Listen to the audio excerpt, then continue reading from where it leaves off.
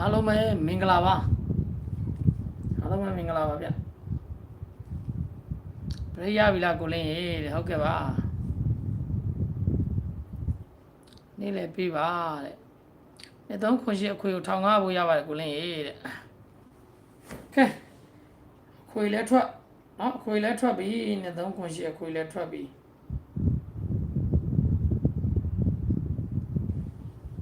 ဒီမနက်ကတော့ကျွန်တော်တို့ဒါ38ဝမ်းငိမ့်နဲ့3နှစ်တော့မပါဘူးပေါ့ဗျာမြေတာဩဂတ်တော့မထီးဘူးဒါပေမဲ့နှစ်3ခုရှိအခွေပူးကတော့နော်လုံးဝမိုက်တယ်သူတတ်မှတ်ထားတဲ့ရက်မှရင်ထွက်တာပဲနော်ဗုဒ္ဓမကြုံမှရင်ထွက်တာကဲဝင်လာမယ်ညနေကို1500ဘူးရပါတယ်1500ဘူးရပါတယ်2000ဘူးရပါတယ်ဟုတ်ပါဘာဟုတ်ပါနော်ကျွန်တော် 3D ကနန်းရပါပြီ3လုံးကနန်းရပြီနော်3လုံးကနန်းလည်းရပါပြီဒီဘက်ကျွန်တော်ချဲပါပေါက်ဖို့များတယ်နော်ချဲပါပေါက်ဖို့ရမ9000မိုးရတယ်ဒါရေးတဲ့ okay ဝမ်းသာပါတယ်ဆရာညနေပိုင်းလောက်ညနေပိုင်းကိုကျွန်တော်ဒီညနေလဲငွေထပ်အောင်မဲ့ထင်တာပဲနော်ဒီမဲ့နှစ်3ခွန်ရှိအခွေနဲ့ကတော့ကျွန်တော်တို့ဒါအဆင်ပြေတယ်ညနေကိုလည်းကျွန်တော်တို့ငွေထပ်ထုတ်မယ်ဗျာနော်ကျွန်တော်ကနန်းကောင်းလေးတွေရထားပါတယ်နော်နောက်ပြီးချဲကနန်းလေးလည်းပေးပါမယ်နော်3ခွန်ရှိအခွေကို1500ဖို့ရပါ1000ဝယ်ဖို့ရပါတယ်တဲ့ okay ခွန်တစ်ဆို2000မိုးရမှာတဲ့ 3D ပေါက်ပါလေတဲ့မောင်လေးကိုယုံနေ okay ကဲဝင်လာမယ်ကျွန်တော်ရဲ့ဘောစီမိတ်ဆွေတွေ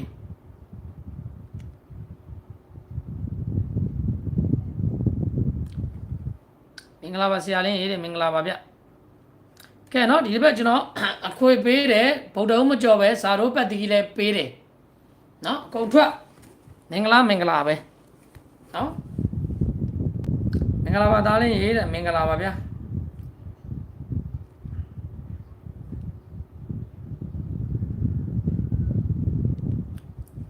အပူးထွက်လာနိုင်လားကိုလင်းရေးတဲ့ကျွန်တော်ပြောပြီးသားကျွန်တော်အပူးကိုကျွန်တော်ထိုးမယ်တောက်ကြနေ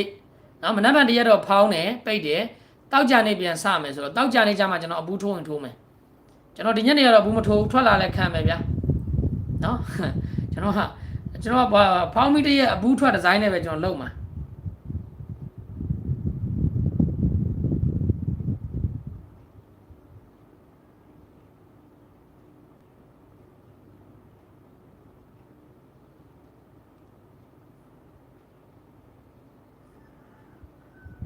ကဲဝင်လာမယ်လေးစားပါတယ်တဲ့ဟုတ်ကဲ့ပါညီလေးမင်္ဂလာပါတဲ့မင်္ဂလာပါဗျကဲညနေကိုကျွန်တော်တို့ဒါဒီညနေပြီးမနက်ဖြန်တရက်နားရမယ်နော်ဒီညနေကိုကျွန်တော်အကောင်းဆုံးစူးစမ်းပေးထားပါတယ်အဲ့ဒါကြောင့်ဝင်လာခဲ့ပြီပါတာဝါလာတယ်တဲ့မဝါဘူးပိန်သွားတာနော်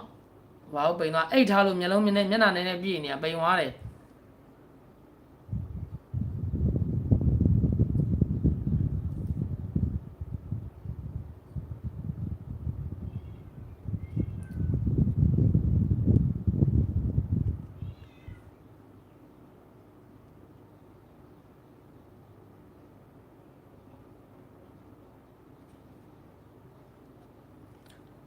ကိုလင်းညနေကိုတက်လာနိုင်လားကိုလင်းရေဟုတ်ကဲ့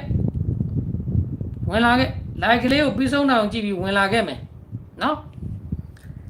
ဝင်လာခဲ့မယ်ညနေကိုကျွန်တော်လုံးဝရှက်ကြိုးစားပေးထားတယ်ဗျာထောင်မပေါက်ပါတယ်โอเคထောင်မပေါက်ပါတယ်โอเคကိုလင်းရေဘလူးကျွန်းကိုလာလဲပါလားတဲ့ဟုတ်ကဲ့ပါကျွန်တော်လာလဲချင်ပါတယ်ခီးလဲထွက်ချင်ပါတယ်နော်ဒါပေမဲ့နှလုံးကြီးကကျွန်တော်တို့ဒါနှစ်ပတ်လောက်ကိုကျွန်တော်အလုံးမလုံးဖဲနေတာနောက်တစ်ခုကနှလုံးတွေကနှစ်ပတ်လောက်ထိကိုခဏန်းတွေကကောင်းကောင်းမထွက်တော့ကျွန်တော်လည်းဒါနှလုံးတွေမပေါက်တော့နော်ခီးမသွားပါဘူးဗျာထန်းတမရနဲ့အားပေးနေပါလေဟုတ်ကဲ့ပါ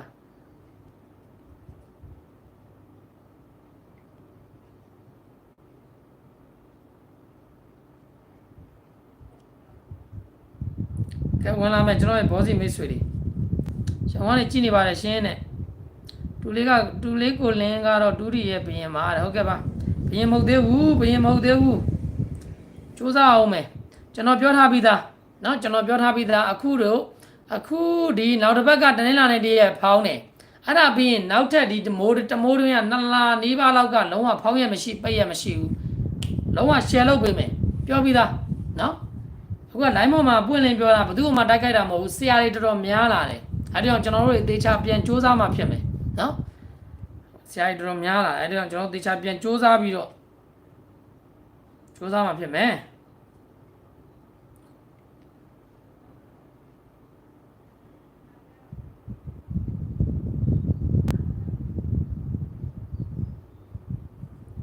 ကဲဝင်လာမယ်မန္တလေးကနေအားပေးနေပါတယ်ဟုတ်ကဲ့ပါအကုန်အော်တိုမှာတဲ့1000ဝန်းပေါက်ပါတယ်ကိုလင်းဟုတ်ကဲ့ပါမင်္ဂလာပါကိုလင်းရေးတဲ့မင်္ဂလာပါဗျာ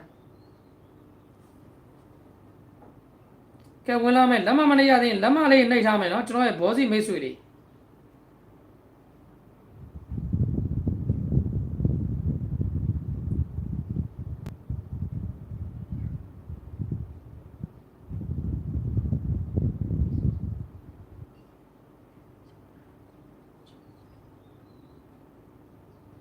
မထိုးလဲအားပေးတယ်တဲ့လူလိန်တွေကိုလွင့်အောင်လုပ်ပေးပါကိုလင်းဟုတ်ကဲ့ပါလူလိန်တွေတော့မဟုတ်ဘူးဗျာကျွန်တော်ဘယ်သူမှလူလိန်လို့လည်းမဟုတ်ဘူးပြောတာမဟုတ်ဘူးလူလိန်ကိုပြောတာမဟုတ်ဘူး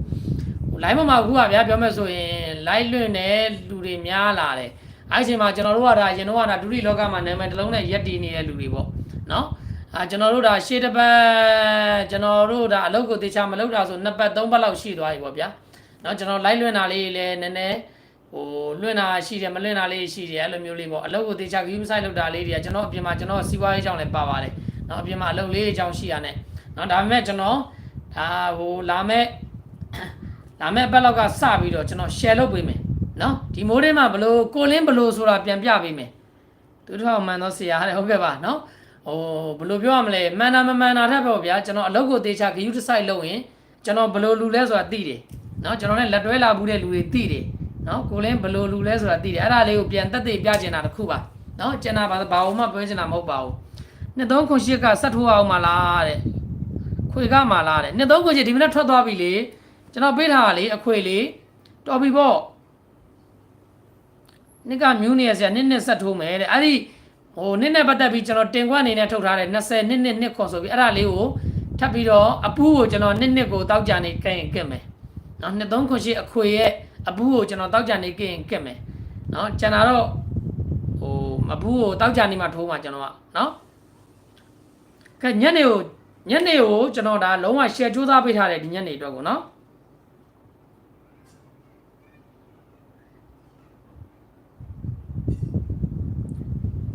ကဲဝင်လာမယ်ကျွန်တော်ရဲ့ဘောစီမိတ်ဆွေတွေ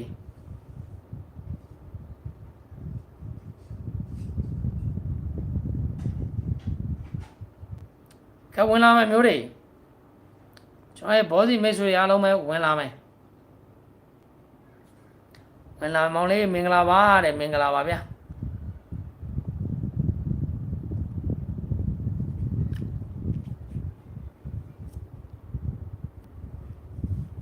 ကိုလင်းပြန်စားရင်လိုက်ထိုးကြည့်မယ်โอเคမနက်ကိုဒုတိပိတ်လာဟုတ်ကဲ့မနက်ဖြန်တရက်ပိတ်ပါတယ်တောက်ကြနေမှပြန်ဖွင့်မယ်နော်လို့တေချာကျွန်တော်ပြန် queue site လုပ်ပေးပါမယ်စိတ်ချနေပါနော်ဆရာလည်းဘောစီပါဗျာတဲ့ကျွန်တော်ဘောမရှိပါဘူးဗျာစူးစမ်းနေတဲ့လူငယ်တယောက်ပါနော်ကျွန်တော်ရှိတာမဟုတ်ပါဘူးမိဘရှိတာပါနော်ကိုကမိဘစီးပွားရေးတွေလိုက်ကပ်ပြီးတော့ဟိုလိုက်လုပ်ပေးနေရတာပါကျွန်တော်ဘာကောင်းမှမဟုတ်ပါဘူးသူကြီးမပြောလဲတဲ့ TikTok မှာအားပေးမယ်တဲ့ဟုတ်ကဲ့ပါကျေးဇူးတင်ပါတယ်နော်အပူးလာနေကျွန်တော်ပြောပြတာအပူးကိုကျွန်တော်တောက်ချနေမှထိုးမယ်နော်ကျွန်တော်ဖောင်းပြီးတရက်အပူးထွက်နေကျွန်တော်ကက်မလို့နော်ကျွန်တော်ရုပ်ရှင်းတယ်ဖုန်းခေါ်လို့ရပြီလားကိုလင်းဟုတ်ကဲ့ကျွန်တော်အဖွဲ့ဝင်ခေါ်နေပါပြီဖုန်းလေးဆက်ဖွင့်လာပါပြီနော်နောက်တစ်ပတ်စာတော့ကိုကျွန်တော်အဖွဲ့ဝင်ခေါ်ပါပြီနော်နောက်တစ်ပတ်ကိုကျွန်တော်ပြောပြီးသားနော်လုံးဝစောစောလေးထွက်တဲ့ပတ်သီးတစ်လုံးနဲ့လုံးဝဒါပတ်သီးကိုအဓိကထားတာပေါ့ဗျာကျွန်တော်ကိုယ်တိုင်လည်းပတ်သီးပဲဆော့တယ်အဖွဲ့ဝင်ပတ်သီးကိုနော်အဲ့အတွက်ကြောင့်မလို့နောက်တစ်ပတ်ကိုကျွန်တော်ပတ်သီးလုံးဝပတ်သီးလုံးရမ်းပတ်နေမဲ့စားကျွန်တော်လည်းလိုက်ဆော့ကြည့်မယ်နော်ကျွန်တော်အခုဘယ်လိုပြောရမလဲဟိုအလုပ်ကိုကျွန်တော်သေချာပြန်ပြီးလိုက် site လောက်တော့မယ်ဆိုရင်ကျွန်တော်ဘာကောင်လဲဆိုတာအလုံးနဲ့တက်သိပြမယ်ဗျာနော်ကျွန်တော်ရောမပြောတော့ဘူးနော်မနာလိုတဲ့လူတွေကကျွန်တော်ဗလဲဦးမယ်နော်မပြောတော့ဘူးအလုံးနဲ့တက်သိပြမယ်နော်ဒီတစ်ပတ်လဲကျွန်တော်ဒါအလုံးနဲ့တက်သိပြတာပဲနော်ကျွန်တော်ပေးတာမှန်တယ်အကုန်ထွက်တယ်ဗုဒ္ဓဦးမကြော်ကြီးပဲအကုန်ထွက်တာရှုပ်လို့နော်အဖေမခေါ်တာနှစ်ပတ်ရှိသွားပြီပေါ့နော်ကျွန်တော်လည်းမအားတာရဲ့ကျမ်းမာရေးကြောင်းပဲပေါ့နော်အခုတော့ကျွန်တော်လာမယ့်ဘက်ကိုကျွန်တော်အဖွဲ့ဝင်ခေါ်ပေးမယ်လာမယ့်ပတ်ကနေစပြီးတော့ဒီတမိုးတွင်းလုံး share လုပ်ပေးမယ်နော်ဒါ ဒိုင်းနေသေးဖို့ပြင်ထားတယ်နော်နော်အလုံးနဲ့ပဲတက်သိပြမယ်ကျန်တာဘာမှမပြောဘူးနော်ကိုလေးဘရိတ်မရဘူးလားတဲ့ဘရိတ်ကလေးပေးပါဦးနဲ့ဟုတ်ကဲ့ဘရိတ်ကတော့မနက်ဖြန်တည်းရဖောင်းတော့ကျွန်တော်ဘရိတ်ကိုမပေးရဘူးဖြစ်နေတယ်ဗျာမနက်ဖြန်တည်းရဖောင်းရပါနေတယ်ကြားထဲမှာနော်ရတာနဲ့ပေးပါမယ်ကျွန်တော်ပေးတဲ့ဘရိတ်တွေကမသေးကြဘဲနဲ့ကျွန်တော်မပေးရဘူးကျွန်တော်ထဲမှာဘရိတ်ကိုကျွန်တော်ကိုယ်တိုင်လဲစော်တာဖြစ်တဲ့အတွက်နော်အဲ့အတွက်ကြောင့်မို့ရတာနဲ့ပေးပါမယ်တေချာတဲ့ပုံစံလောက်ဖြစ်ရင်ရာခိုင်နှုန်း100မှာ90ပတ်လည်လောက်ဆိုရင်ကျွန်တော်ပေးတယ်နော်ကိုလင်းနဲ့ကလာမင်းသားတဲ့နော်တချို့ကကလစင်ဆိုပြီးတော့တချို့ကကျွန်တော်ကလားလို့ထင်တယ်ကျွန်တော်ကလားမဟုတ်ပါဘူးဗုဒ္ဓဘာသာမြန်မာလူမျိုးပါဗျာနော်နောက်ဘက်ကိုဘရိတ်ပေးမယ်ပေးပါမယ်စိတ်ချနေရတာနဲ့ပေးမယ်ဘရိတ်ကိုကျွန်တော်အခုတေချာလေးဒီ site ကျွန်တော်ပေးကျွန်တော်ရဲ့ကိုလင်းဘရိတ်ကလုံးဝနော် master break ပေးတိုင်းအကုန်ထွက်တယ်နော်ညနေကိုကျွန်တော် share ကြိုးစားပေးထားတယ်စိတ်ချနေညနေကိုတကယ် share ကြိုးစားပေးထားတယ်နော်ကြားရင် like ဆော့ကြည့်နော်ဒီမနေ့လဲဒါကျွန်တော်တို့ဒါ1ချင်းက38 1ချင်းနော်3နှစ်တော့မပါဘူးဒါပေမဲ့ကျွန်တော်2308အခွေပေးထားတယ်နော်ပေးထားတယ်ဟိုကကျွန်တော်ဒီဘက်ကိုပတ်သီးပေးတယ် break ပေးတယ်အကုန်ထွက်တယ်နော်ကဲဝင်လာမယ်ညနေတော့ကျွန်တော်တို့တွေဒါလုံးဝရှံငွေထုတ်မယ်ဗျာနော်ရှံငွေထုတ်မယ်ပြောပြီးသားနှစ်သုံးကို9000မို့ရပါတယ်တဲ့โอเคဝမ်းသာပါတယ်လိုင်မင်းထက်ကဲဝင်လာမယ်ကျွန်တော်အခု check နန်းလေးရထားတယ် check နန်းပေးမယ်နော်ဟိုကျွန်တော်ပေးထားတဲ့၄ကိုထွဲရနေပြီးတော့တော်တော်တိုက်ဆိုင်နေတယ်ကြောက်ထွက်မထွက်တော့မသိဘူးဗျာနော်အခုကျွန်တော်အများနဲ့လမ်းပေးနေတဲ့အန်ဒီဒါ၄ကိုတွဲရတော့ဒါကျွန်တော်စူးစမ်းထားတာအဲ့ဒီ၄ကိုအတွဲနဲ့ဟိုပါတဲ့ကနန်းတစ်ခုကပါလာတယ်ကျွန်တော်ပေးတဲ့အထဲမှာနော်အဲ့ဒါကြောင့်ကျွန်တော်တို့ဒါဒီဘက်ကကန်ကောင်းကိုချဲပါထပ်ပေါက်မယ်ဗျာနော်ကန်ကောင်းကိုချဲပါထပ်ပေါက်မယ်ရှုပ်လို့ကိုသားလို့ချစ်တာပါဟုတ်ကဲ့ကျေးဇူးပါတစ်လိုက်နေပါတယ်ပါဝါလာနိုင်လားရှင်အေးအဲ့တက်သမားတွေဒီညနေ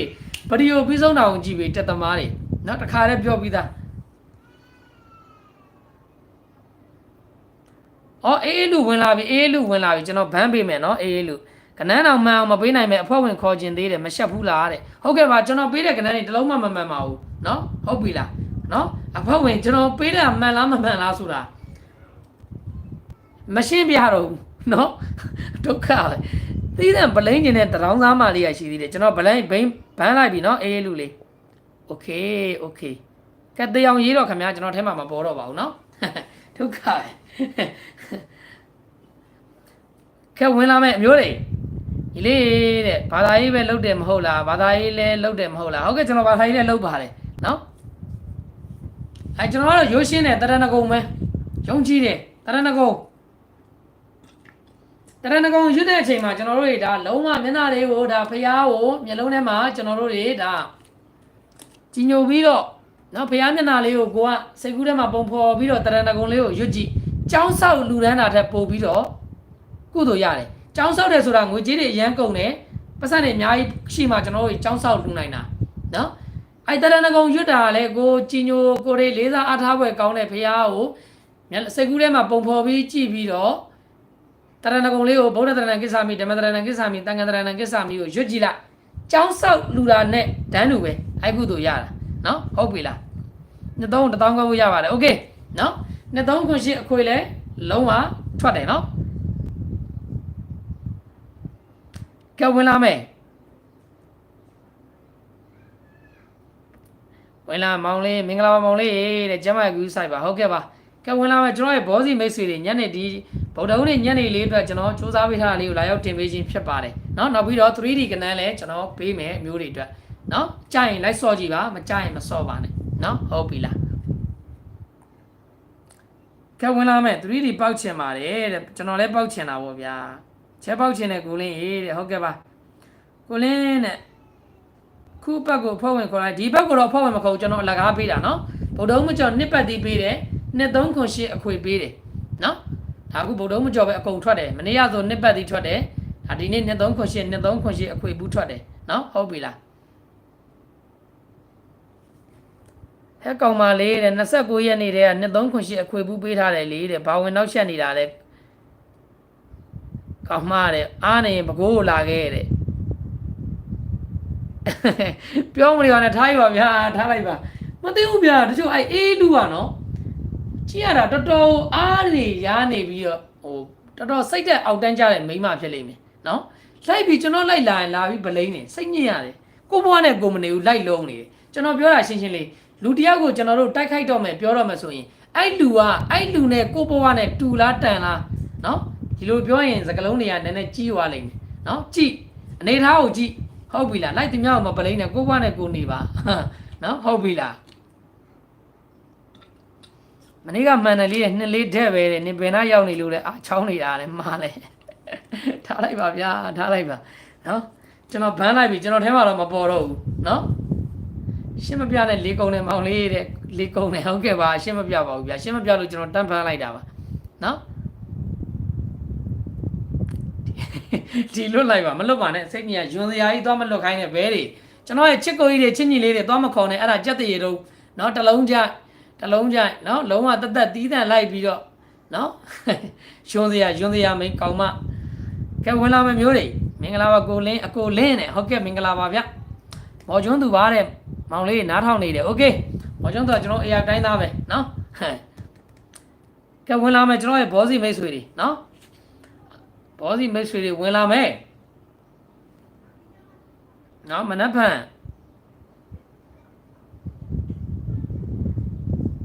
နော်မနက်ဖြန်ကိုတရက်တော့ဖောင်းနေပေါ့ဗျာပိတ်တယ်ပေါ့တောက်ကြနေမှကျွန်တော်နောက်ဆုံးပိတ်ပြန်ဆော့ရမယ်နော်ဒါကကျွန်တော်ဒီညနေလေးအတွက်ကိုတော့ကျွန်တော်အကောင်းဆုံးစူးစမ်းပေးထားတယ်နော်အဲ့ဒါလေးကိုယူဆော့ကြီးကြားရင်ဆော့မကြားရင်မဆော့နဲ့နော်ဟုတ်ပြီလား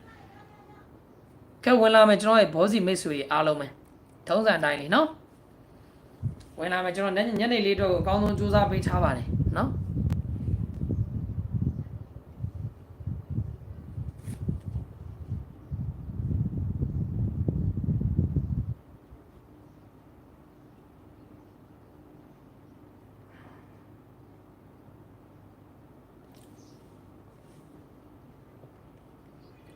ကဲဝင်လာမယ်ကျွန်တော်ရဲ့ဘောစီမိတ်ဆွေတွေ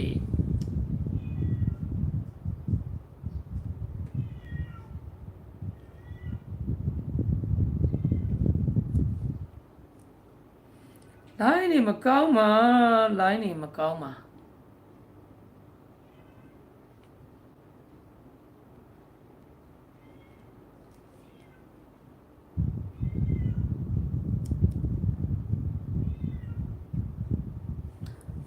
မင်္ဂလာပါကိုလင်းရေတဲ့မင်္ဂလာပါဗျ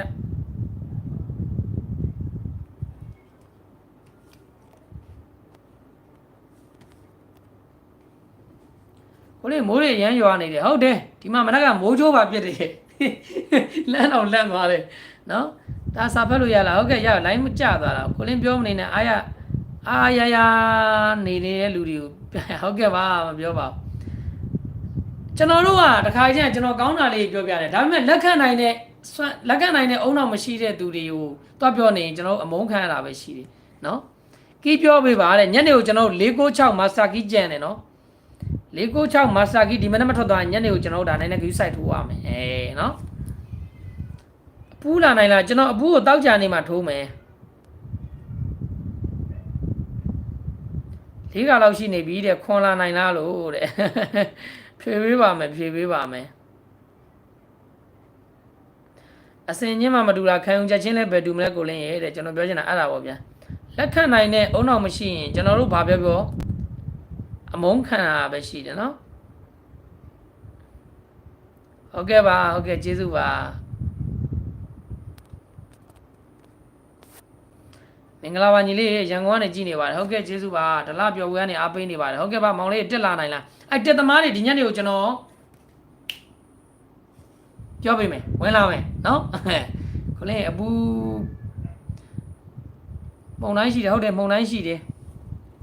ထိုင်းကနေကြည့်နေရကိုလေးဟုတ်ကဲ့ကျေးဇူးပါမိုးရွာလာရွာတယ်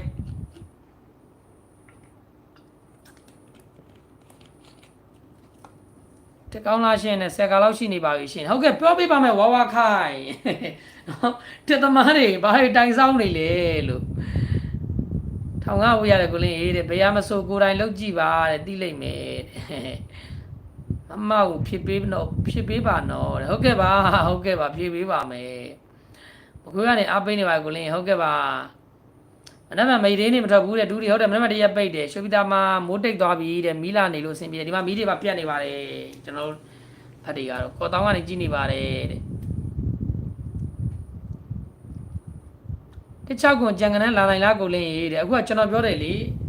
အင်္ဂါနေ့လောက်တည်းက2ရက်တည်းနေတော့ကနန်း9လုံးဆင်းသွားတယ်လို့နော်အဲကြောင့်တခြားကွန်ကအခုကကြံကနန်းဖြစ်နေတယ်ဗျဆရာကြီးလူတစ်ပါတဲ့ဘကိုးကပါโอเคရှင်းနဲ့လာပလားလာမလားတာတဲ့3လေးပဲဟုတ်3ဒီကျွန်တော်ပေးပါမယ်စိတ်ချနေပါ3ဒီပေးပါမယ်ကဲဝင်လာမယ်လက်မမနေရသေးလက်မလေးနှိပ်ထားမယ်နော်ရှယ်တဲ့လူကဒီဗီဒီယိုလေးကိုရှယ်လို့ရနေမှာရှယ်ပေးပါဒီမှာလာတယ်တဲ့လိုင်းသားရဟုတ်ကဲ့ပါဝမ်းသာပါတယ်လိုင်းသားမှာမီးလာတယ်ဝမ်းသာပါတယ်နော်ရှယ်တဲ့လူကဒီဗီဒီယိုလေးကိုရှယ်လို့ရနေမှာရှယ်ပေးပါမြောက်လို့ရနေမြောက်ပေးကြပါကိုလုံးချစ်တယ်ကိုလုံးအားပေးတယ်ဆိုလက်မလေးတယောက်ချက်စီနှိပ်ပေးထားမယ်နော်လက်မလေးတယောက်ချက်စီနှိပ်ပေးထားမယ်ကလောကနေကြည့်နေပါတယ်ဟုတ်ကဲ့ပါဆရာချောတယ်နော်တဲ့ဟုတ်ကဲ့ပါကျေးဇူးပါဆရာမချောပါဘူးဆရာတိုင်ဆောင်နေတယ်ဆရာမချောဘူးနော်ဆရာကျမ်းမာရေးမကောင်းဘူးနော်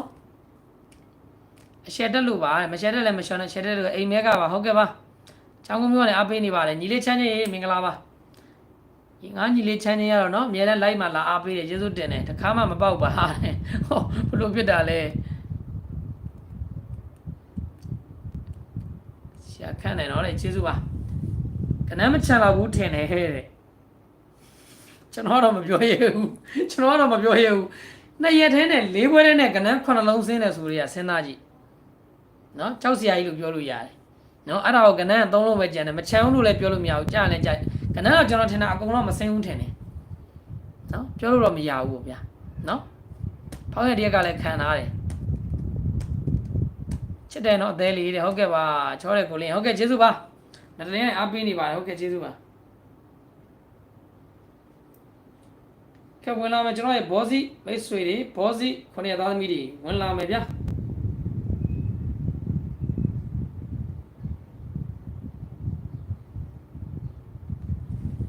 အလုပ်သေးချာပြန်လုပ်မယ်အလုပ်သေးချာပြန်လုပ်မယ်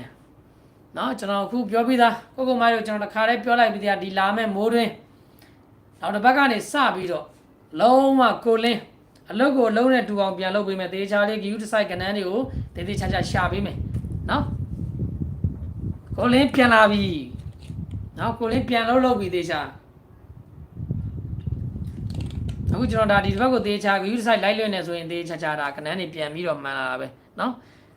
ရှေ့ဘက်အရှေ့လာတွေရှေ့ဘက်တွေတော့ကကျွန်တော်ခီးသွားနှစ်လို့ပြောလို့ရအပြင်တွေရောက်နေတယ်နော်ကျမကြီးရဲ့ဆိုပြီးတော့နော်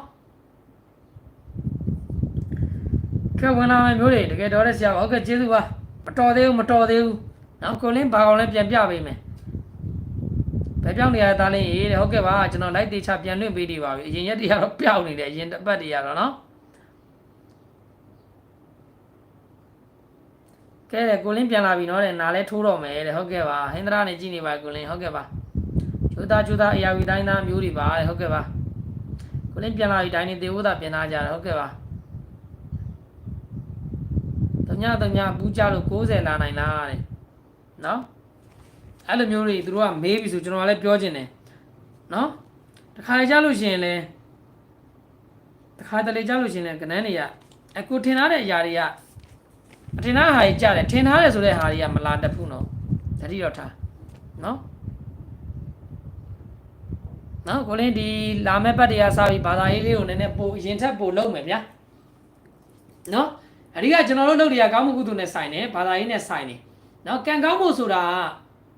နော်ကံရင်အမြဲကောင်းဖို့ကိုဖြစ်ချင်တဲ့ဆန္ဒတွေကိုဖြည့်ဆည်းပေးဖို့ဆိုတာတမာရီကနှကောင်းမြတ်တဲ့တွေကဖြည့်ဆည်းပေးခြင်းနဲ့ဒီလူတယောက်ကိုဖြည့်ဆည်းပေးခြင်းနဲ့ဆိုရင်ကျွန်တော်တို့တွေကဒါကောင်းတာတွေလုပ်ရမယ်နော်ကောင်းမှုကုသိုလ်တွေလုပ်ရမယ်အဲကြလို့ရှိရင်ကျွန်တော်တို့ကောင်းမှုကုသိုလ်လုပ်နေတဲ့လူတွေရဲ့ဆန္ဒတွေကိုဖြည့်ဆည်းပေးရတယ်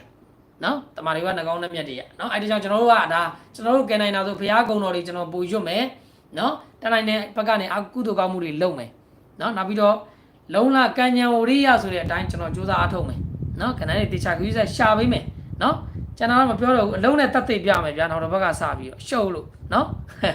ကဲဝင်လာမယ်ဒါတို့ပါโอเคဆရာကြီးညနေပေါက်ရှင်ပါကျွန်တော်စူးစမ်းပေးထားတယ်ညနေကိုလည်းနော်ညနေကိုကျွန်တော်စူးစမ်းပေးထားတယ်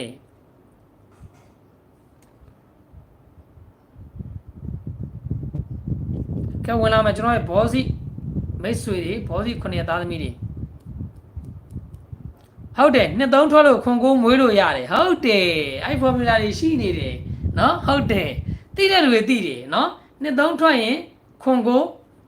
မွေးလို့ခြင်းမွေးလို့ရတယ်နော်ဟုတ်တယ်သိမှန်တာပေါ့ဗျာအဲ့ကြောင့်ကျွန်တော်ထဲမှာဆရာကြီးတွေပါတယ်နော်ကျွန်တော်ထဲမှာဆရာကြီးတွေပါတယ်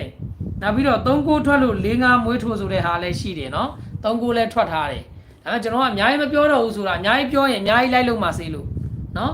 ကျွန်တော်လိုပဲသိတဲ့လူတွေရှိတယ်ဒီထဲမှာဆရာကြီးတွေပါတယ်နော်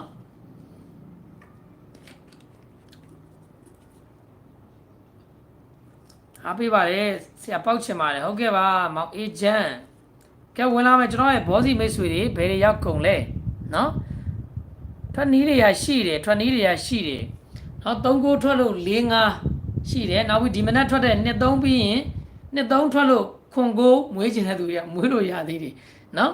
ကျွန်တော်တော့တိတ်ထိုးတူးမမွေးခိုင်းတော့ဘူးကျွန်တော်မွေးခိုင်းတာဆိုဒီဘက်မှာ20 30ကိုပဲကျွန်တော်မွေးခိုင်းတာနော်20 30ပဲမွေးခိုင်းတာနော်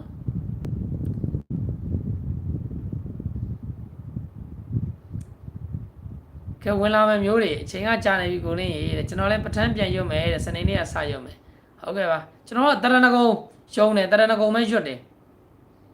အော်မနောင်ဝင်လာပြန်ပြီနောင်ဆိုတဲ့ကောင်ကျွန်တော်မြတ်သူကတရောင်းစားတဲ့ဟုတ်ကဲ့ပါကျွန်တော်တရောင်းစားပါနော်ကျွန်တော်ဗန်းပြီခင်ဗျာကိုနောင်ရေနော်ကျေးဇူးတင်ပါတယ်အခုလိုဝင်ရောက်လာအားပေးတဲ့အတွက်နော်တရားကြီးတော့ကျွန်တော်ထဲမှာတော့မပေါ်တော့ခင်ဗျာကျွန်တော်ဗန်းလိုက်ပါပြီကိုနောင်နော်အချိန်မှန်တယ်နော်ချစ်တယ်နော်မင်းမနောက်တစ်ကြောင်းတော့ရေးခွင့်မရှိတော့ဘူးเนาะငါထဲမှာတော့မပေါ်တော့သေအောင်ရေးတော့ကျွန်တော်များတရောင်းစားဒုက္ခ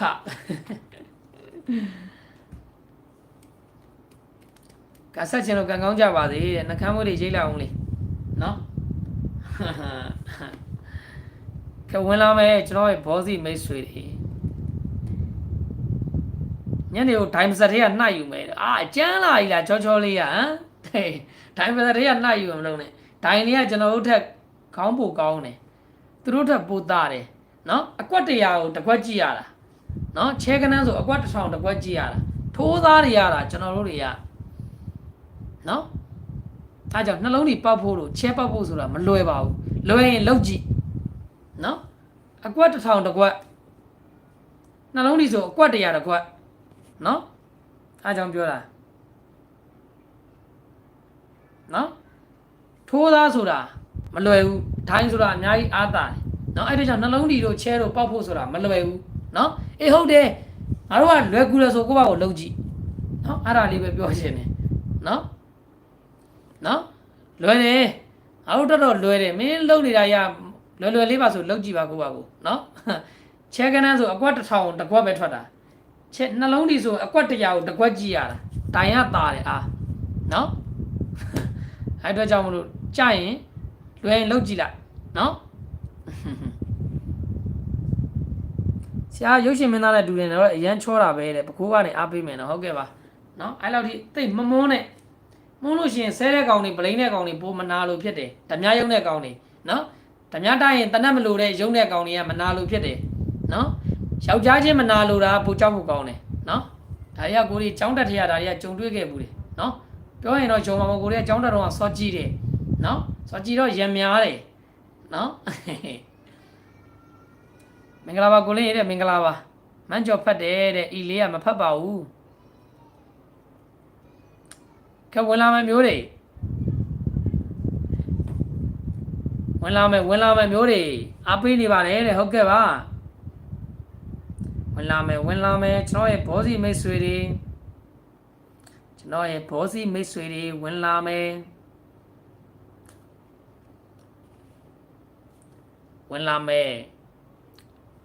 မေးတယ်လည်းမပြောဘူးတဲ့နောင်ဆိုတဲ့ကောင်ကယောက်ျားချင်းဖြစ်ပြီးမိန်းမဆိုတယောက်ဆိုဖလက်တဲ့စိတ်တယ်ကျွန်တော်ထဲမှာတော့မပေါ်ဘူးခင်ဗျပြောမနေနဲ့အဲ့နောင်တို့ဗာလဲအေးလူတို့ကျွန်တော်ဘန်းထားပါတယ်အဲ့နှစ်ကောင်နော်ကျွန်တော်ထဲမှာတော့မပေါ်ဘူးကိုမကြီးထဲမှာပေါ်ရင်တော့ပေါ်လိမ့်မယ်မသိအောင်စောင်းနေလိုက်ပါကျွန်တော်တို့ကပြောချင်တာကျွန်တော်ထဲမှာမပေါ်ရင်အေးစေးပဲအောင်တော့တတ်တာလေနော်ကိုမကြီးထဲမှာပေါ်လဲမသိအောင်စောင်းနေလိုက်ကျွန်တော်ထဲမှာတော့မပေါ်တော့ဘူးနော်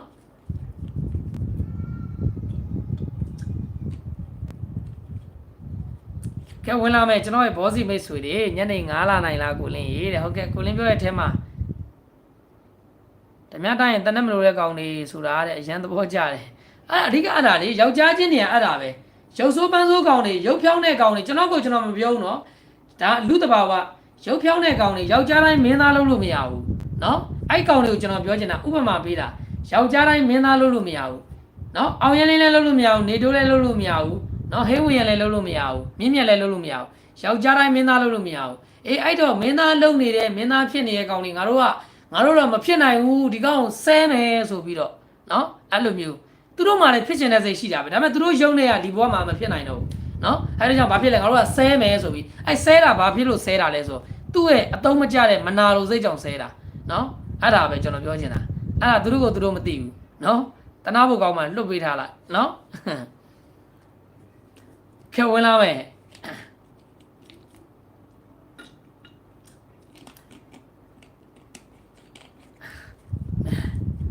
မဘာပြောနေရလဲရမင်းမင်းကဘာတွေပြောနေမင်းကစကိုင်းကိုရောက်ရင်သိမှာတဲ့မအားသေးဘူးကျွန်တော်စကိုင်းတော့မလာဘူးနော်ပတ်စံလည်းမရှိဘူးလာလျာစကိုင်းလာလျာပတ်စံလည်းမရှိဘူးနော်စိန်ခေါ်မနေနဲ့နော်စကိုင်းရောက်သိမယ်ဆိုတော့လည်းသိဖို့ဗျာနော်အခုတော့စကိုင်းကိုလာဖို့ခီးသွားမဲ့ပလန်ထဲမှာစကိုင်းမပါဘူးနော်ဟုတ်ပြီလားဒုက္ခတိုင်းမှာစာတွေကြည့်ပြီးဖီးဖြစ်ပြီးတော့ဂျိုထောင်တဲ့ကောင်တွေကရှိသေးတယ်ဒုက္ခခဲဝင်လာမှမျိုးတွေနော်ပစုံစိတ်အုံနောက်နဲ့ကလေးတချို့ခဲဝင်လာမယ်ဗျာဝင်လာမယ်ကျွန်တော်တို့ဗုဒ္ဓဦးနေ့ညနေ4 နာရီခွဲလေးအတွက်ကျွန်တော်ကြိုးစားပေးထားရနော်ဒီမနေ့ကဒါကျွန်တော်တို့2398အခွေဘူးနဲ့ဒါဝမ်းချင်းရတော့38ဝမ်းချင်းနဲ့ပဲဒါအောင်မြင်တယ်ပေါ့ဗျာနော်ဒီအခုဗုဒ္ဓဦးနေ့ညနေလေးကိုကျွန်တော်ထပ်ပြီးတော့ကြိုးစားပေးပါမယ်နော်ဟုတ်ပြီလား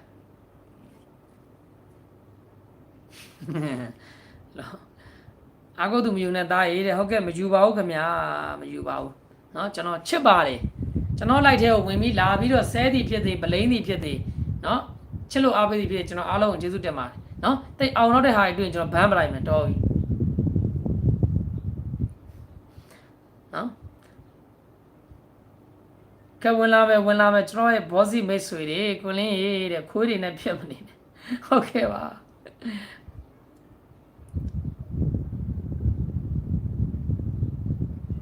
ခွေးဆိုတာနော်ဟောင်မဲဟောင်တတ်တာမှတ်တာဟောင်တဲ့ခွေးကမကြိုက်ဘူးနော်အမှလိုက်ဟောင်နေကျွန်တော်တို့ line ပေါ်မှာလာပြီးတော့နော်မှတ်တာဟောင်တဲ့ခွေးကဘယ်တော့မှမကြိုက်ဘူးနော်ဟောင်မလေးစီလွတ်ထားလိုက်ထောင်မရပါတဲ့သားကြီးဝမ်းသာပါတယ်ဆင်းနဲ့ဆင်းရဲသွားလိမ့်မယ်ဒါပဲ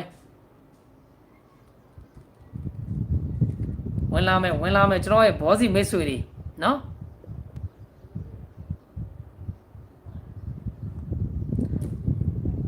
ဝင်လာမယ်ကိုလည်းအရင်တော့ဆိုနေတိုက်တွေကနန်းတွေမှာတဲ့နေတိုင်းပေါက်တယ်လာမယ်နော်ဒီတစ်ပတ်ဆိုတာကျွန်တော် view site လုပ်ပေးတာဒါမနေ့အဆင်ပြေတယ်ပြောရမယ်နော်ဒါအင်္ဂါကျွန်တော်ဒါဒီဘက်ကိုအင်္ဂါမကျော်ဗုဒ္ဓမကျော်ဇာရုပ်ပတ်တိ2 တလုံးပေးတယ်နော်ပြီးတော့အခွေ2398အခွေပေးတယ်နော်ထွက်တယ်နော်ကျွန်တော်တေချာလေး view site ပြန်လုပ်တာဝမ်းချင်းနေရရှေ့တစ်ပတ်တည်းရှေ့ရက်တည်းမှန်တယ်ဩကွက်တော့မမီဘူးပေါ့ဗျာနော်ဟုတ်ပြီလားကျွန်တော်ပြောပြီးသားတေးကြအလုပ်လုပ်ပေးမယ်ပြောပြီးသားအခုဒီတမိုးတွင်းလုံးကဖောင်းရပိတ်ရမရှိဘူးကိုလင်းဘာကောင်လဲပြန်ပြမယ်ရှင်းနှစ်က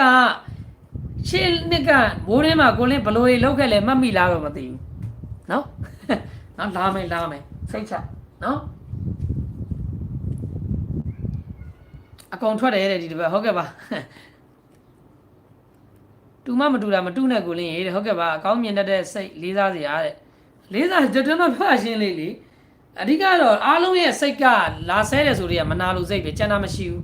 လူတယောက်ကဗတိုင်းလာဆဲလို့မရဘူးเนาะတည်လည်းမတည်ဘဲနဲ့ line ပေါ်မှာလာဆဲတယ်ဆိုတာเนาะလုံးဝရိုးရှင်းတယ်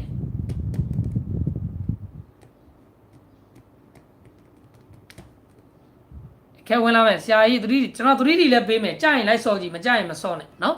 ကျွန်တော်ရတာလေးကျွန်တော်ပေးမယ်ကဲ3000နဲ့900ဖြစ်သွားပြီနောက်ထပ်လူလေး200ကျော်လောက်ဝင်လာရင်ရပြီဗျာ4000ပြည့်ရနဲ့ပြောမယ်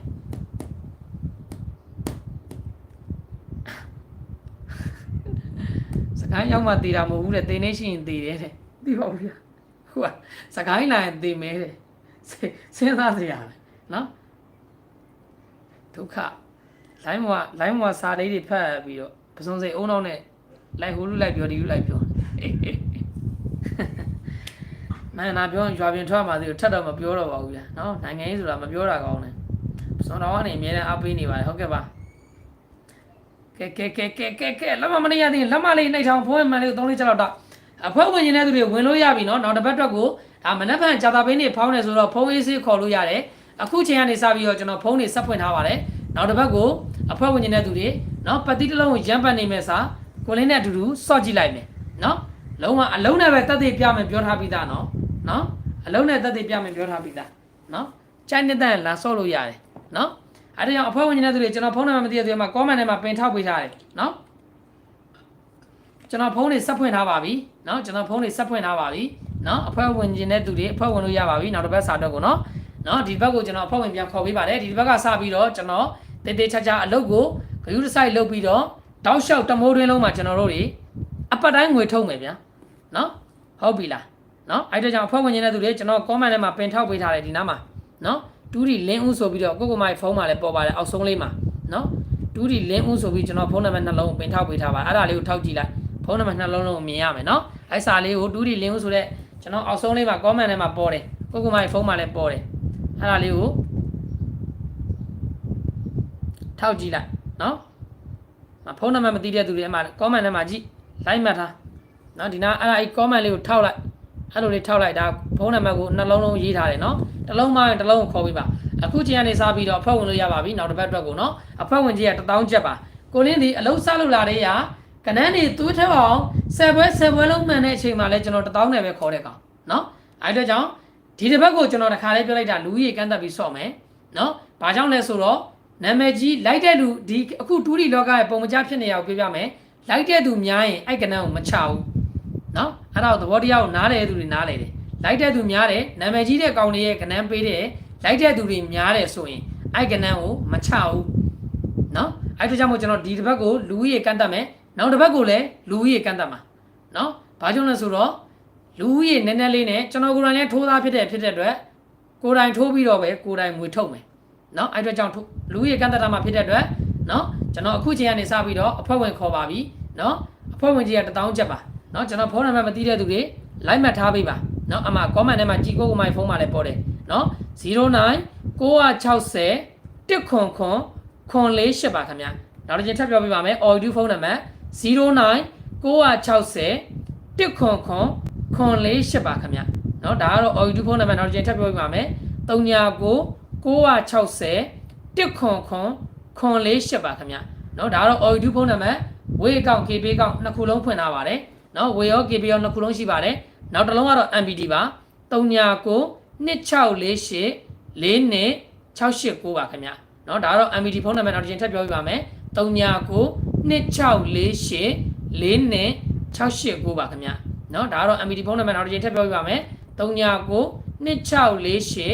42 689ပါခင်ဗျာနော်ဒါကတော့ MPD ဖုန်းနံပါတ်ဝေးကောက် KB ကောက်နှစ်ခုလုံးရှိပါတယ်ဖုန်းလေးတွေကိုတစ်လုံးမှရင်တစ်လုံးကိုခေါ်ပေးပါအဖွဲ့ဝင်ကြီးက1000ကျပ်ပါနော်ဒီဘက်အဖွဲ့ဝင်လူကြီးကန့်သက်ပြီးဆော့မှာပါနောက်တစ်ဘက်ကိုလည်းအဖွဲ့ဝင်လူကြီးကန့်သက်ပြီးဆော့မှာပါဘာကြောင့်လဲဆိုတော့ကျွန်တော်တို့တွေအခုတူဒီလောကမှာနာမည်ကြီးတဲ့ကောင်တွေရဲ့ကဏ္ဍတွေလူလိုက်များရင်ရုပ်တက်ပါတယ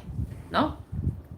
်ရှင်းလေးပါနော်အဲဒီကြောင့်ကျွန်တော်လူကြီးကန့်သက်ပြီးဆော့မယ်ကျွန်တော်နဲ့ဒါအမြဲတမ်းကျွန်တော်နဲ့အမြဲတမ်းလက်တွဲလာတဲ့ကျွန်တော်နဲ့လက်တွဲလာတဲ့အဖွဲ့ဝင်လူဟောင်းတွေရှိတယ်အဲဒီလူတွေကိုတော့ကျွန်တော်ဦးစားပေးပြီးတော့ခေါ်မှာပါလူသစ်တွေလည်းဝင်ရင်အခုချိန်ကနေစပြီးတော့ဖုန်းတွေဆက်ဖွင့်ထားပါပြီအဖွဲ့ဝင်ကြီးက1000ကျပ်ပါနော်ကနန်းကိုတော့ဖုန်းမက်ဆေ့ကနေပို့ပေးမှာပါဟုတ်ပြီလားကဲအားလုံးကိုနော်အဖွဲ့ဝင်နေတဲ့သူတွေဝင်လို့ရပြီဆိုတဲ့အကြောင်းကိုပြောပြတာပြီးရင်လည်းကျွန်တော် live လွှင့်ပြီးရင်လည်း comment ထဲမှာပင်ထောက်ပေးထားခဲ့မယ်နော်6ရက်တူ8ရက်ပေါ့ဗျာနောက်တစ်ဘက်ကတနင်္လာနေ့ပိတ်တယ်ဆိုတော့အင်္ဂါဗုဒ္ဓဘူးကြာတာပရိ3ရက်စာအတွက်နော်ဇာတို့ပတ်သီးရယ်နော်မွေးခွက်ကဲနော်ပေးပါမယ်ဗရိတ်တို့အခွေတို့ဘာတို့ကကျွန်တော် live လွှင့်ပြီးတော့ပဲအလကားပေးပေးမယ်နော်ဟုတ်ပြီလားပတ်သီးတစ်လုံးရမှတ်နေမယ်စာကိုလင်းနဲ့အတူတူစောစောလေးနဲ့အတိုင်းမှာငွေထုတ်ခြင်းတဲ့သူတွေနောက်တစ်ဘက်ကိုအဖွဲ့ဝင်ပြန်ခေါ်ပါပြီကျွန်တော်အဖွဲ့ဝင်မခေါ်တာကြာပြီနော်ဒီတစ်ဘက်ကိုကျွန်တော်ဒီတစ်ဘက်လာမယ့်ဘက်ကစပြီးတော့ကျွန်တော်အလုပ်ကိုတည်ချာချာလုပ်ပြီးတော့အဖွဲ့ဝင်ခေါ်ပြီးတော့တောက်လျှောက်အလုံးနဲ့တက်တည်ပြသွားမယ်နော်ဟုတ်ပြီလားနော်ကဲ4000ပြည့်ဝင်လာခဲ့3900ဖြစ်သွားပြီနောက်ထပ်လူလေး100လောက်ဝင်လာရပြီ4000ပြည့်ရနဲ့ကျွန်တော်ချက်ကနန်းရင်ပြောမယ်ပြီးရင်ညနေဗုဒ္ဓဟူးနေ့ညနေ4:00နာရီခွဲအတွက်ကျွန်တော်ဩကွက်ကလေးပြောမယ်နော်ဟုတ်ပြီလား နောက်တဲ့လူလေး10ခန်းလောက်ဝင်လာရပြီလူလေးနောက်တဲ့60လောက်ဝင်လာရပြီ3940ကျော်သွားပြီနော်ကဲဝင်လာမယ်4000ပြေးတော့မယ်ခင်ဗျာ4000ပြေးတော့မယ်4000ပြေးတော့မယ်ကိုက line ပေါ်မှာဆရာတွေဆရာမတွေအရင်များလာတယ်နော်အဲ့ဒါကြောင့်ကျွန်တော်ကပို့ပြီးတော့အရင်နဲ့ပို့ပြီး view site ပြီးတော့ဒီတမိုးတင်းလုံးမှာလည်းဖောင်းရပိတ်ရမပါဘူးဖြစ်တဲ့အတွက် share လုပ်မယ်နော်ကိုလင်းဘာကောင်လဲဆိုတာအလုံးနဲ့တက်တည်ပြပေးမယ်နော်ဟုတ်ပြီလားကဲ3000နဲ့900ကျော်ပါနော်နောက်ထပ်လူလေး20ကျော်လောက်ဝင်လာရပြီ20မဟုတ်30လောက်ဝင်လာရပြီဗျာနော်ဟုတ်ပြီလားကဲ4000ပြေးတော့မယ်နော်လက်မမနေရသေးဘူးလက်မလေး okay 4000ပြေးပြီစမယ်နော်ဥစားပထမအနေနဲ့ဒူရီလက်ကင်းလင်း channel ကနေပြီးကိုယ်ကမှအားလုံးပြန်နေပြီးတော့လူတွေတော့ကြိုဆိုလိုက်ပါတယ်နော်နောက်တစ်ခုကလည်းကိုလင်းရဲ့ channel အခုမှတွေ့ရသူအခုမှမြင်တဲ့သူ channel လေးကို subscribe မနေရသေးတဲ့သူတွေ channel လေးကို subscribe နေပြီးတာပါနေပြီးသားကိုတွေမတွေကလည်းဒီဗီဒီယိုလေးကို 2D နဲ့ပတ်သက်တဲ့နေရာမှာ share လို့ရနိုင်မှာ share ပေးပါမျှဝေလို့ရနိုင်မျှဝေပေးကြပါကိုလင်းကိုချစ်တဲ့ကိုလုံးအားပေးတဲ့ဆိုလက်မလေးတယောက်ချက်စီနှိပ်ထားမယ်ဖုန်းရဲ့မှန်လေးကို3-4ချက်လောက်တောက်လိုက်လက်မလေးနှိပ်ပြီးသားဖြစ်သွားပါလိမ့်မယ်နော်ဟုတ်ပြီလားကဲကျွန်တော် check ကနေရင်စပြောမယ်ဗျာနော် check ကနေချက်ပေါက်မဲ့သူတွေဝင်လာမယ်နော်ကန်ဆန်းနေတဲ့သူတွေဝင်လာမယ် check ကနေ4ခွက်ထဲသွားရှုပ်လို့နော်4ခွက်ထဲအားစရာမလိုတဲ့တစ်ခွက်လဲပါကျွန်တော်မအားပါဘူးချဲထိုးတာမအားဘူးပေါက်ရင်ထုတ်မယ်မပေါက်ရင်မထုတ်ဘူးနော်ကဲ check ကနေသူမဲ့ယူမဲ့သူတွေနော်လိုက်မှတ်ထားပေးပါနော်ကဲ check ကနေခေါ်မယ်နော် check ကနေလိုက်ထိုးမဲ့သူတွေကြိုက်ရင်ကန်ဆန်းထားခြင်းဆန်းလို့ရပါတယ်နော်ဟုတ်ပြီလားနော်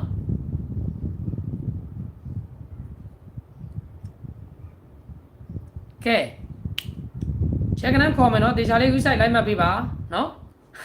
ကျွန်တော်ချက်တဲ့ဘောစီမိတ်ဆွေတွေဘောစီမျိုးတွေအားလုံးပဲကျွန်တော်မောစီ900သားသမီးတွေတေချာလေး website လိုက်မှတ်ပေးပါကျွန်တော်ကိုလိုင်းရဲ့ဒီကနန်းကိုထိုးတာဖြစ်တာတွေ့တယ်ကျွန်တော်ပေါက်ရင်ကိုမိုင်ပေါက်မယ်ကျွန်တော်မပေါက်ရင်မပေါက်နော်ချဲရတော့ကန်တရားပေါ့နော်ကဲတေချာလေးလိုက်မှတ်ထားပြကျွန်တော်ချဲကနန်းခေါ်ပြီနော်395တကွက်ခေါ်ပြီနော်395နော်395နော်ချက်ကနန်းကျွန်တော်ပြောနေပြီနော်395တကွက်နော်395 385 385နော်395 385ကလမလေးနေထောင်ချက်ကနန်းပေးနေရနော်ဆရာကြီးပေါ့ချက်ကနန်းကိုလည်းမသိပါဘူးကိုသိတဲ့သူကပေးတာနော်395 385နော်395 385ဒါတော့ကျွန်တော်အပတ်တိုင်းမှာကျွန်တော်ပေးနေကြအန်တီကြီးကကျွန်တော်ပေးတာပါသူကတော့ကျွန်တော်ပြောတယ်နော်ချဲတွေပေါက်ဖူးတဲ့သူနော်ကျွန်တော်ကတော့ချဲမပေါက်ဖူးတဲ့လူနှလုံးတွေပဲပေါက်ဖူးတဲ့လူနော်သူပေါက်ဖူးတဲ့လူရှိရတာကျွန်တော်မိတ်ဆွေရတော့ကျွန်တော်ယူရမှာပဲနော်395 385โอเคနော်395ရဲ့385ရဲ့ကဲနောက်ထပ်ဒီ6လေးအတွဲမှာကျွန်တော်ကသူနဲ့သွားညှိနေတာသူကလည်းအဲ့ဒါကိုပေးတယ်ဗျနော်အဲ့ကြောင့်အန်ဒီကျွန်တော်တော့အဲ့6လေးအတွဲနဲ့တစ်ခွက်ကိုပိုးကြိုက်တယ်အဲ့ဒါကတော့694နော်ကျွန်တော်နဲ့သွားညှိနေတယ်နော်694ဆိုတော့ကျွန်တော်6လေးအတွဲလေနော်သူက6နဲ့ကတ်ထားရတာ694တဲ့ကျွန်တော်အများကြီးမထိုးဘူးနော်6လေးအတွဲရထားပြီမဲ့ကျွန်တော်က694လေးတစ်ခွက်ပဲထိုးမှာသူကရှုပ်လို့အခုကျွန်တော်ကိုမိုင်လို့ပေးတဲ့ချက်ကနန်အဲ့ဒါပဲထိုးမှာနောက်ပြီးတော့694ရဲ့23လုံးရဲ့2နော်အဲ့4ခွက်ပဲထိုးမှာသူကရှုပ်လို့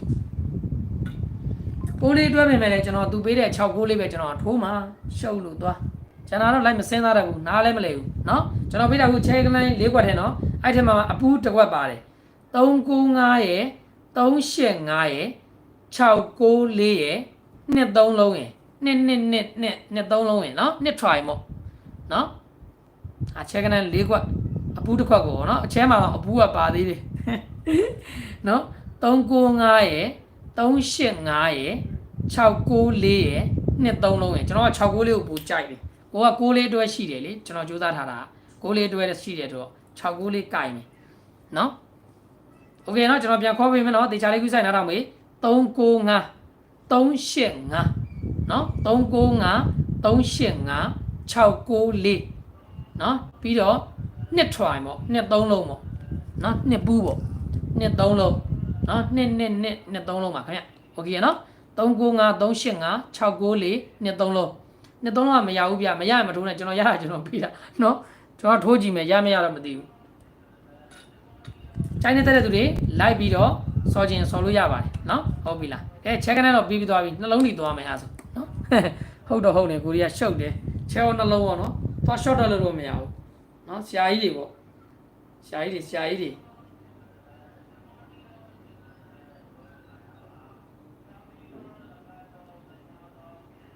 ဆရာကြီးတွေဆရာကြီးတွေဆရာကြီးတွေ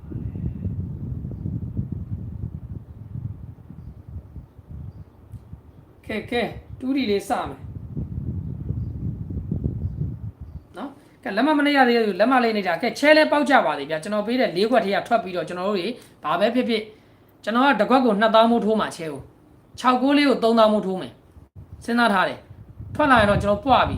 နော်350လောက်ရမယ်ဗျာရှုပ်လို့6ကိုးလေးကထွက်ရင်350လောက်ရအောင်3000မိုးထိုးမှာသူကရှုပ်လို့နော်ရင်းပါပဲနော်ပေါင်မပေါင်ခံမယ်ဗျာ6ကိုးလေးကိုတော့ပိုကြိုက်တယ်နှစ်သုံးလုံးကိုတော့တိတ်မကြိုက်ဘူး1000မိုးလောက်ပဲထိုးမယ်ကျန်တဲ့ဟိုနှစ်ကွက်ကိုတော့1000ခွဲဖို့နှစ်ကွက်ထိုးမယ်နော်အဲ6ကိုးလေးကိုတော့ကျွန်တော်3000မိုးထိုးမယ်နော်ဒါကျွန်တော်ထိုးမှကျွန်တော်ပြောပြတယ်နော်ပေါက်ရင်ဝမ်းသာပြီးတော့လွန်ခဲ့တဲ့2လလောက်က10ချိန်အောင်ထားတဲ့ကိုလင်းကဟုတ်ကဲ့ပါကျွန်တော်ပြန်လာမယ်ကျွန်တော်သေချာအလုပ်ကြီးဆိုင်လုပ်ပေးမယ်ပြောပြီးသားနှလုံးကြီးကိုနော်အခုဒီတမိုးရင်းလုံးတော့ကျွန်တော်ကြည့်လိုက်တာလာမဲ့ပတ်ပြီးရင်တောက်လျှောက်မှာဖောင်းရပိတ်ရမပါဘူး2လ3လလောက်ရှယ်လုပ်မယ်ရှယ်နော်အာရမှာလားလေကျွန်တော်ကတော့မအားဘူးရှင်းတယ်နော်ကျွန်တော်ကချဲကနောင်အာအများကြီးဖြစ်သွားလိမ့်မယ်မအားဘူးနော်ပေါက်ရင်ကန်တရားပဲပေါက်ရင်ယူမယ်မပေါက်ရင်တွတ်ဆိုရင်လည်းထုတ်လိုက်ပါပေါ့ဗျာနော်ကန်တော့ချဲတော့တီးလို့မဟုတ်ဘူးနော်ကန်လို့ပြောပြီးသားကြရင်ထိုးမကြရင်မထိုးနဲ့နော်ပြောပြီးသားကဲအဲ့ဒါပြီးရင်ကျွန်တော်ရဲ့နှလုံးလေးစမယ်နော်ဒီညနေကျွန်တော်ကြိုင်မယ်ဝမ်းချင်းကတော့၄ခိုးဝမ်းချင်းပဲဖြစ်ပါတယ်နော်30ရက်4လ2025 30ရက်4လ2025ဗုဒ္ဓဟူးနေ့ညနေ4နာရီခွဲအတွက်ကျွန်တော်ရဲ့ဝမ်းချင်းလေးကတော့၄ခိုးဝမ်းချင်းဖြစ်ပါတယ်နော်မနက်ကတော့38ဝမ်းချင်း433ဆိုပြီးထွက်တယ်ဒီညနေကတော့ကျွန်တော်၄ခိုးဝမ်းချင်းဖြစ်ပါတယ်နော်မာစတာကီးကလည်း496ရှိတယ်နော်မာစတာကီးကလည်း496ရှိတယ်နော်ညနေဒုတိဘာထိုးရမလဲတဲ့ဟုတ်ကဲ့ကျွန်တော်ပြောနေပါတယ်တေချာလေးကူးဆိုင်နားထောင်ပေးပါနော်မအားရင်ဖင်ခွက်တက်လို့ကြုံဘူးလို့တဲ့မသိဘူးကြိုက်ရင်တော့ကျွန်တော်ကတော့မအားဘူးထိုးတာနော်ချဲကတော့မအားဘူးမအားလဲမနိုင်ဘူးအများကြီးပဲနော်မအားနိုင်ဘူးနော်အဲ့ဒါကြောင့်ကျွန်တော်ဒီတိုင်းပဲထိုးမှာကြိုက်ရင်တော့ထိုးကြည့်နော်ဒူလဲမအားဘူးလေကျွန်တော်မအားဘူးဗျနော်ကိုကြိုက်ရင်တော့ကိုယ့်အောင်အားပေါ့ဗျာကျွန်တော်မအားဘူးနော်၄ကိုဝမ်းချင်းဖြစ်ပါတယ်